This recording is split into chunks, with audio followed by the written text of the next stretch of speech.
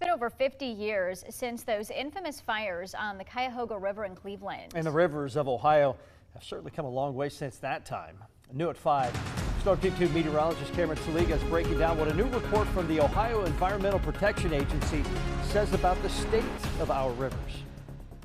The Ohio Environmental Protection Agency released a study from 2020 and 2021 detailing the improvement of water quality since the 1980s in the state, including behind me in the Great Miami River. You know, we place a real premium on protecting the quality of water here, working with communities to keep high quality drinking water sources.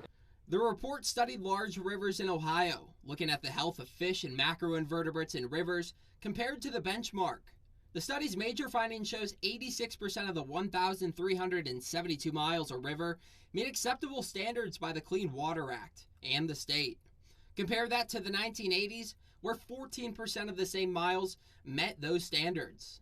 The improvement can be tied to the increase of technology and science. Improvements to our wastewater infrastructure, everything to do with not dumping raw sewage in rivers into our waterways.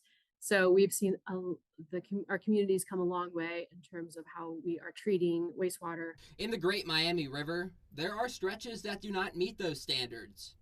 Things like nitrogen and phosphorus in our waters, that study kind of showed that those levels are still too high. And so we're trying to work with local organizations to get those levels down to where they need to be. But how does excess nitrogen and phosphorus get into the waterways? So there are too many nutrients in certain river miles and certain stretches of our rivers, and it's coming directly off of the fields. We rely on our partners in the agricultural community to try to keep that nitrogen and phosphorus particularly on their farm field. And so that's what we've been doing with H2 Ohio's agricultural practices and with wetlands. In Dayton, meteorologist Cameron Saliga, 2 News.